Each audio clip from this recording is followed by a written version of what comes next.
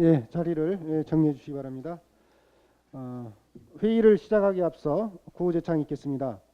구호는 대한민국 대전환, 새로운 대한민국 이재명은 합니다. 입니다. 제가 대한민국을 선창하면 대전환을 외쳐주시고 새로운을 선창하면 대한민국, 이재명을 선창하면 합니다를 외쳐주시면 됩니다. 그러면 구호를 외쳐보겠습니다. 대한민국, 새로운 대한민국, 이재명은 합니다. 다시 한번 해보겠습니다. 대한민국, 대전환, 새로운 대한민국 이재명은 합니다. 감사합니다. 앉아주십시오. 송영길 상임선대위원장님의 속개 선언으로 제3차 상임선대위원장 주재 총괄본부장단 회의를 속개하겠습니다. D-112일 제3차 상임 선대위원장 총괄본부장단 회의를 속개하겠습니다.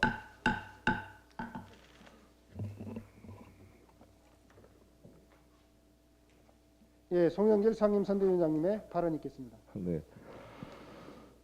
오늘은 D-112일입니다. 3월 9일 국민의 신임을 다시 얻기 위해 민주당과 이재명 후보는 최선을 다하겠습니다. 이재명은 합니다. 민주당은 뜁니다. 이제 우리 선대위가 다 정리되어서 후보님은 후보님대로 뛰고 저희 선대위는 선대위 중심으로 드디어 현장으로 가겠습니다. 당장 이재명 후보께서 메타버스를 통해 부울경을 돌았고 금요일부터는 토요일, 일요일 충청권, 그 다음에 호남권을 순회하도록 되어 있습니다. 저는 오늘부터 후보님이 가셨던 부울경을 중심으로 오늘 부산에 갑니다. 부산, 울산, 경남을 돌면서 우리 선대위 각 지역위원회와 또 시민들을 적극 만나서 의견을 수렴해 가도록 하겠습니다. 각 우리 의원 전원도 전부 지역으로 내려가서 뛰도록 하겠습니다. 그리고 각 직능단체를 만나고 하나씩 사람을 더 영입하고 해서 이 움직이는 선대위, 뛰는 민주당을 만들기 위해 시작하겠습니다. 함께 우리 당원 동지 여러분들 만나 뵙고 또 국민 여러분 속으로 뛰어들겠다는 말씀을 드리겠습니다. 윤석열 후보의 부인 김건희 씨를 둘러싼 비리 의혹이 하나둘씩 조각이 맞춰지고 있습니다. 도이치모터스 주가 조작 사건과 관련해 김건희 씨의 10억 원 계좌를 관리하던 이정필 씨가 검거된 데 이어 권오수 전 도이치모터스 회장 또한 주가 조작 혐의로 구속영장이 발부된 것입니다. 김건희 씨는 그동안 권오수 전 회장과 이정필 씨 등과 수백억 원대의 주가 조작을 공모했다는 의혹을 받아왔습니다. 도이치모터스의 전환 사채를 헐값에 넘겨받아 막대한 차익을 남겼다는 의혹도 제기되고 있습니다. 주가 조작 혐의가 상당 부분 사실로 드러나고 있음에도 핵심 당사자인 김 씨에 대한 수사가 이루어지지 않고 있습니다. 국민대 박사학위 논문 표절 의혹도 모자라 대학 강사로 임용될 당시 허위 이력서를 제출했다는 의혹까지 터져나온 상태입니다. 기존 한림, 성심대, 서일대, 안양대 이외에 국민대와 수원여대 교원 임용 때도 허위 이력서가 사용됐다는 의혹까지 제기되고 있습니다. 표창장 하나를 가지고 검찰을 총동원해 한 집안을 풍비박산내고도 그와 비교가 안 되는 본인과 일가의 악질적 비리 혐의에 대해서는 윤석열 총장은 후보는 침모로 일관 중입니다. 내로남불이 유체 이탈급입니다. 이에 대한 분명한 자기 입장이 필요합니다. 김건희 씨가 현재 공식 성상에 전혀 나타나고 있지 않습니다. 이러한 태도는 대선 후보의 배우자로서 대단히 부적절하고 국민에 대한 예의가 아니라고 생각합니다. 영부인은 공직자의 배우자로서 유일하게 공식적인 지위가 부여되고 예산과 공무원이 배속돼서 실질적 역할을 하는 중요한 자리입니다. 대선 후보 못지않게 검증의 대상입니다. 또 우리 국민의 대한민국의 얼굴을 대표하는 대통령과 그 부인의 문제는 철저한 국민적 검증의 대상이 되어야 할 것입니다. 이에 대해서 김건희 씨는 본인을 향해 제기되는 모든 의문들에 직접 소상히 해명하고 국민 옆에 나서야 할 것입니다. 직접 수사기관도 김건희 씨에 대한 직접 조사를 즉각 시행해 줄 것을 바라겠습니다. 초과 세수가 역대 50조에 달할 전망인데 충격적입니다. 이렇게 세입 전망을 이렇게 틀리게 할 수 있는가에 대한 안타까움이 있는데 이러한 기재부의 소극적 자세에 대해서는 분명한 점검이 필요할 것이라고 보여지고 이에 대해서는 우리 윤호중 원내대표께서 일단 말씀을 주시겠습니다. 이상입니다. 다음은 윤호중 공동선대위원장님의 발언 있겠습니다. 네, 이재명 후보가 국민통합 재난지원금 논의를 당대당 협의로 해달라 제안을 했습니다. 민생과 경제를 살피는 일에 여야가 따로 있을 수 없는 만큼 윤석열 후보도 흔쾌히 동의할 것이라고 믿습니다. 그런데 난데없이 야당 지도부가 끼어들어서 이상한 국면전환 수법이니 속임수 말장난이니 하며 두 대선 후보 간 민생 지원에 관한 논의를 가로막았습니다. 참 이상한 정당입니다. 윤석열 후보에게 제안을 했는데 지도부가 돌아가며 말을 보태고 정쟁화하고 희화화할 것이라면 대체 후보는 왜 뽑았습니까? 아무리 국힘이 민생 외면 정쟁 특화 정당이라고 하지만 50조 원 재난지원금을 후보가 공약으로 내걸었으면 뭔가 민생에 대해서 하는 척 신용이라도 해야 하는 것 아닌가 합니다. 야당 원내대표가 다른 말 한다고 슬그머니 발을 빼는 윤석열 후보의 모습도 좀 그렇습니다. 50조 공약은 그냥 해본 소리입니까? 이제 예산국회도 2주밖에 남지 않았습니다. 선택의 시간이 얼마 없습니다. 내년 상반기 정치 일정을 고려한다면 이재명의 25조 원과 윤석열의 50조 원 이 논의를 바로 시작해서 결론을 이번 예산안에 반드시 담아야 할 것입니다.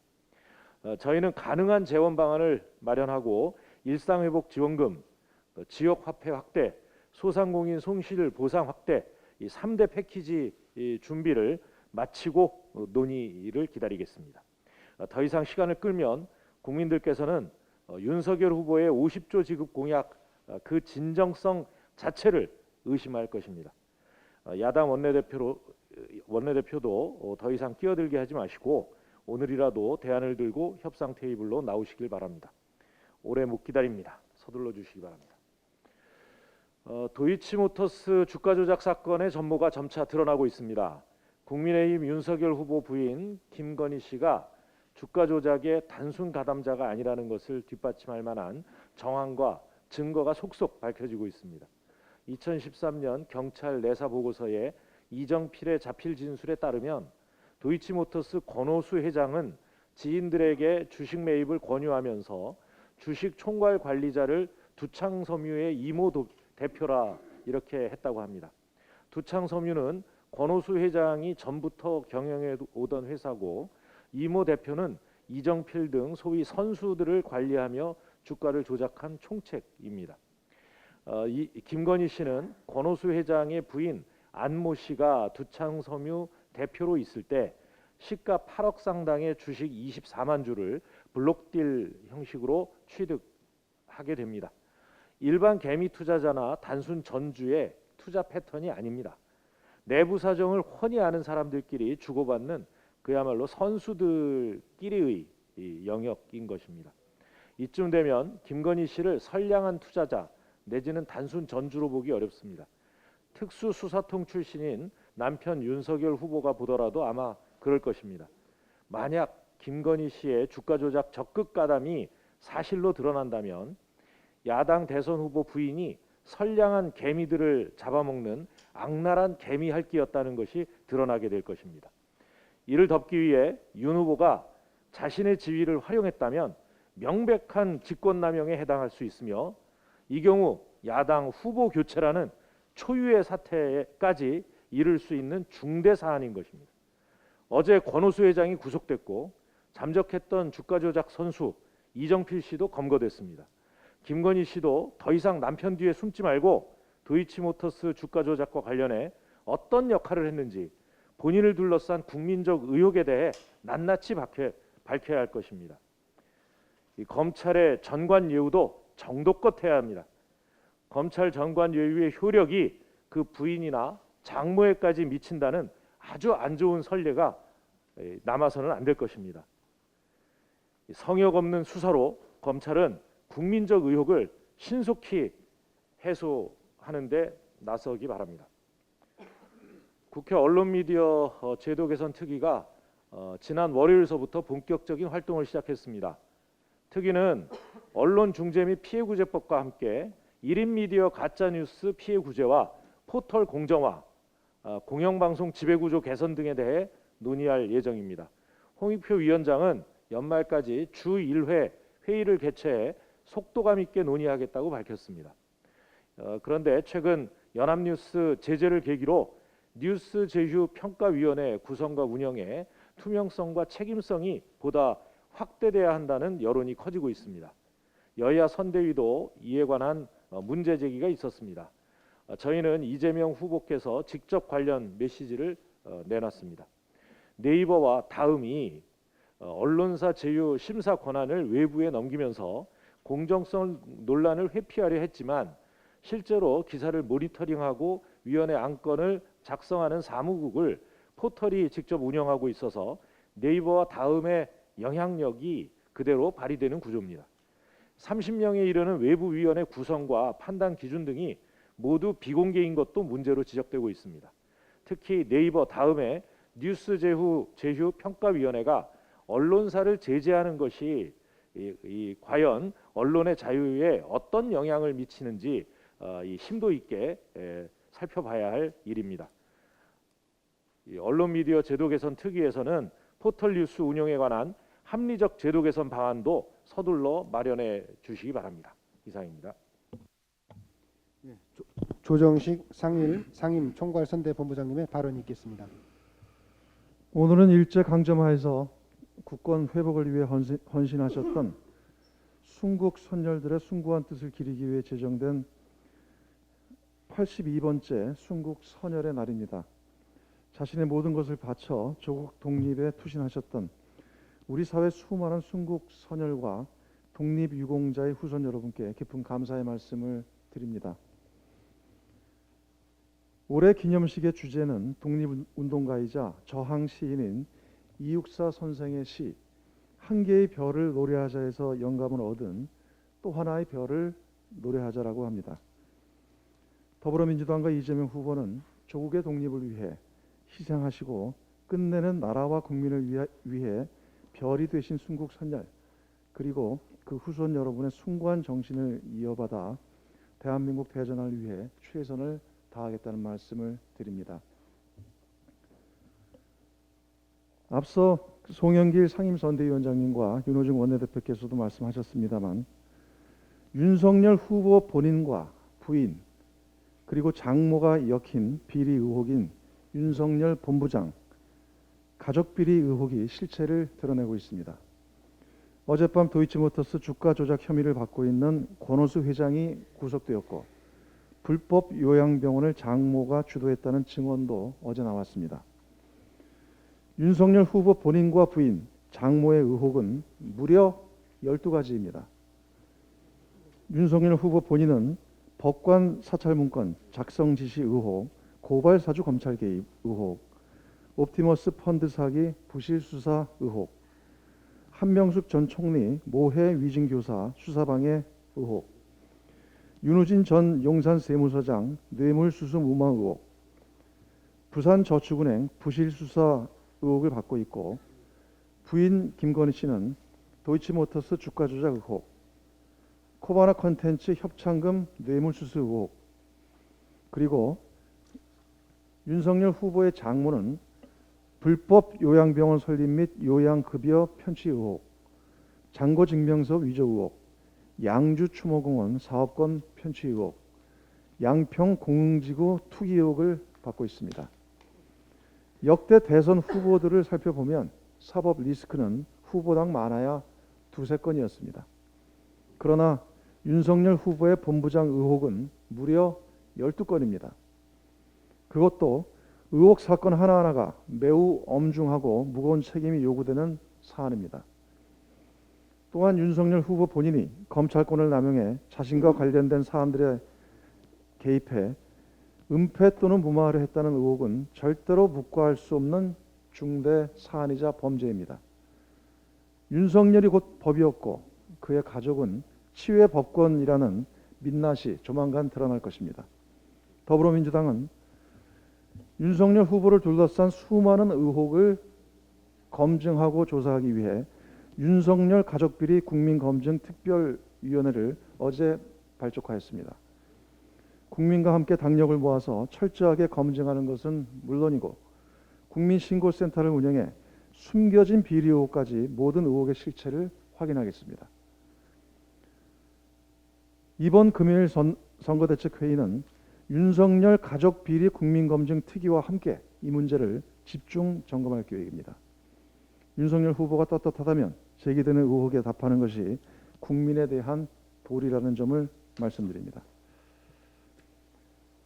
곽상도 전 의원이 블로그에 사과문을 올리면서 대장동 개발 사업이나 화천대유 관련하여 어떤 일도 하지 않았고 어떤 일에도 관여되어 있지 않다며 결백을 주장하고 있습니다. 곽 전 의원은 아들이 화천대유로부터 퇴직금 50억 원을 수령한 사실이 밝혀져 의원직까지 내려놓았음에도 불구하고 대장동 특혜 개발 의혹과 무관하다는 터무니없는 주장만을 계속하고 있습니다. 검찰은 대장동 사업 대상자로 선정된 성남의 뜰 컨소시엄 구성이 초기에 무산될 위기에 처하자 곽 전 의원이 김만배 씨의 부탁을 받고 하나금융그룹 측에 영향력을 행사했고 그 대가로 50억 원이 지급되었다고 의심하고 있습니다. 화천대유 게이트의 핵심은 돈의 흐름을 철저하게 밝히라는 것이 핵심입니다. 검찰은 50억 원의 실체가 드러난 곽상도 전 의원을 신속하게 소환해 철저히 규명해야 할 것입니다.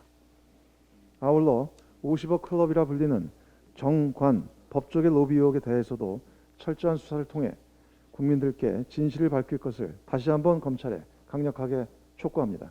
이상입니다. 예, 다음은 김태년 공동총괄선대본부장님의 발언이 있겠습니다. 예, 김태년입니다. 요즘 윤석열 후보를 보고 있으면은 이명박 MB의 향기가 물씬 풍깁니다. 그 2007년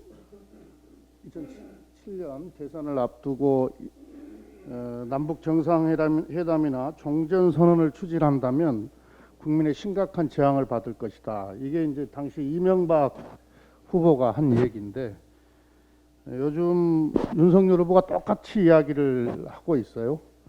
거기에다가 며칠 전에는 종전선언에 반대를 분명히 했습니다. 종부세도 마찬가지입니다. MB는 후보 시절에 종부세 폐지하고 여러 재산세를 재산 보유세로 통합하겠다 이런 공약을 낸 바가 있었는데 윤 후보도 역시 종부세 전면 재검토, 재산세 통합에 대해서 똑같이 이야기를 하고 있습니다. 이쯤 되면 어떤 것이 MB 공약이고 어떤 것이 윤석열의 공약인지 좀 헷갈립니다. 역사 인식도 역시 MB하고 다르지가 않습니다. MB가 2007년 후보 시절에 5.18 광주 민중항쟁을 광주 사태로, 부마 항쟁을 부마 사태로 폄훼하고 또 민주화 운동에 투신했던 분들에 대한 폄훼와 또 편협한 그런 인식을 이야기한 바가 있는데 윤 후보도 역시 마찬가지 아닙니까? 지난 7월에 87년 6월 그 민주항쟁 기록이 담긴 조형물을 두고 부마인지 묻고 또 학살자 전두환을 정치 잘했다고 칭찬했다가 3주 만에 억지로 사과를 하기도 했습니다. 노동에 대한 인식도 MB하고 비슷한 것 같습니다. MB가 후보 시절에 오케스트라 연주가를 한 달에 한두 번 연주하면 나머지는 자유시간이라면서 음악가를 노는 사람 취급을 했었는데 윤 후보도 일주일에 120시간 노동을 주장하는 황당한 그런 수준의 후보입니다. 앞으로도 계속 제가 보기에는 윤 후보가 모든 면에서 본인이 MB의 아바타임을 증명하는 여러 가지 발언과 공약과 일들을 할 것 같습니다. 돌이켜보면 우리가 4대강에 피 같은 국민의 혈세를 쏟아붓고 자원외교 사기에 방산 비리까지 하여튼 자기 주머니만 채웠던 MB의 과거를 우리 대한민국 선진국 반열에 들어선 우리 대한민국이 답습할 수는 없습니다. 이상입니다. 예, 이상 모두 발언을 마치고 회의를 비공개 네.